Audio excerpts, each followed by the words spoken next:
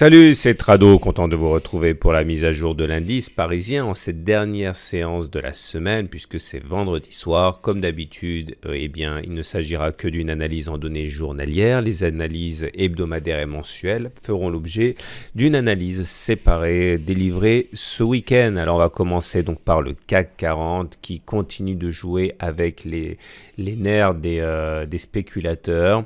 On y reviendra un petit peu plus tard. On va retenir pour l'instant déjà que sur le plan des fondamentaux, il ne s'est pas passé grand-chose. Vous savez, c'est la période de fin d'année. On veut geler les performances. Les fonds veulent geler la progression, ne pas prendre de risques. Les marchés ont progressé de près de 10%.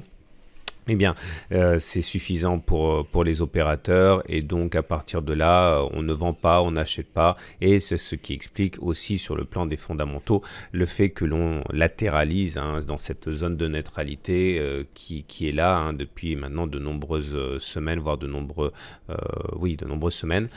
Et donc nous sommes dans une situation, on va faire le film, refaire le film. J'avais expliqué ici que nous avions hier une figure en 3 inside down. 3 inside down, ça veut dire un harami baissier, bougie verte qui avale un corps rouge et qui est confirmé par une nouvelle bougie rouge là. Et j'avais expliqué qu'on devait avoir une baisse vendredi et cette baisse était également légitimée par le fait qu'on avait terminé sur les plus bas de la séance et qu'on avait eu un signal baissier sur le MACD 0 délai, souvenez-vous, le MACD qui croise son signal.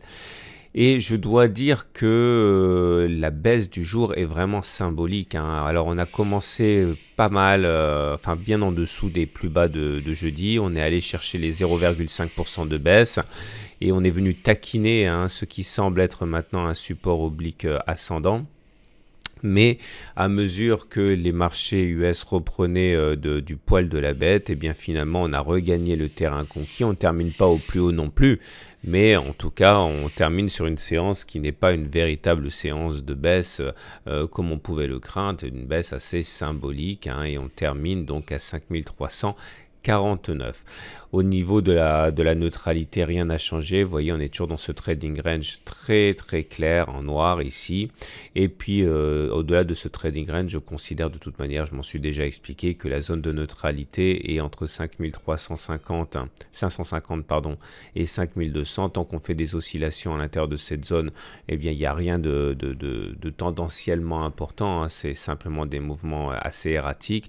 Donc on est dans un trading range, dans un plus grand trading range, dans un nuage ici. Vous savez, le nuage Ishimoku, c'est la zone de neutralité et c'est pas près de s'arrêter parce que le nuage il est à plat, donc ça veut dire qu'il n'y a pas de tendance. Vous l'avez compris.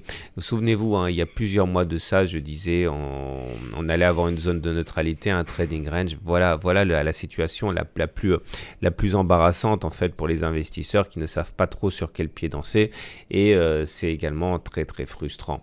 En tout cas, au niveau des indicateurs techniques, c'est plutôt mauvais puisque le MACD vient de croiser son signal à la baisse. Alors j'ai dit déjà à plusieurs reprises, c'est pas la première fois que ça se produit, ça s'est produit là, là et là.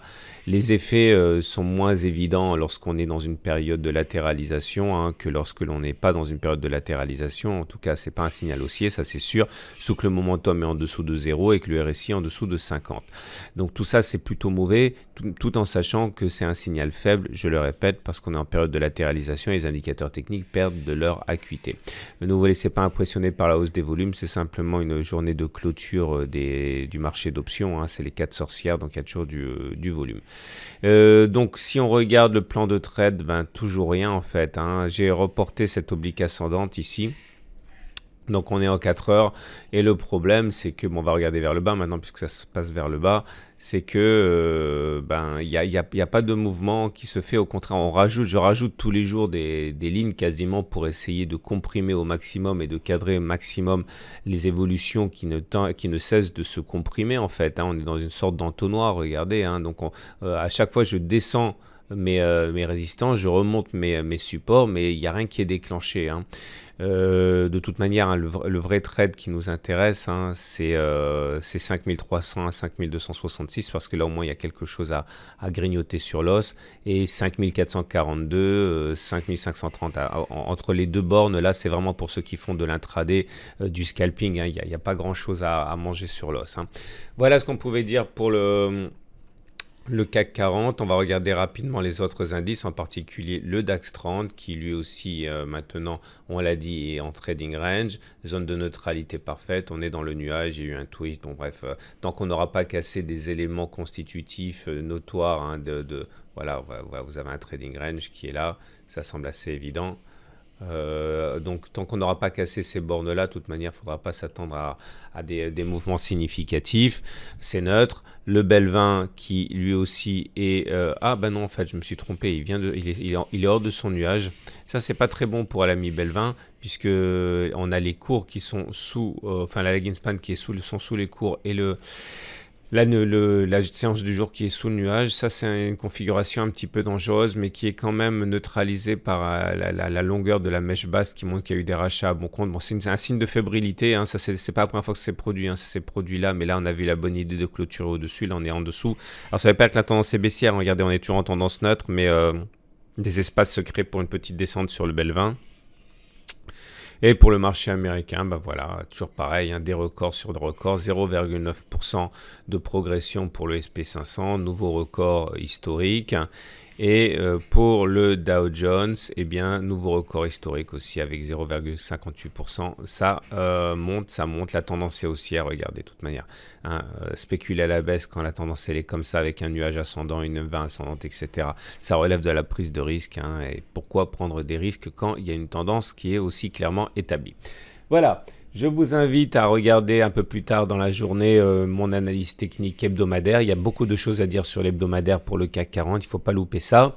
Et également l'or, l'argent, le pétrole et les indices américains, allemands, etc. en données hebdomadaires. Voilà, à tout à l'heure et bon week-end.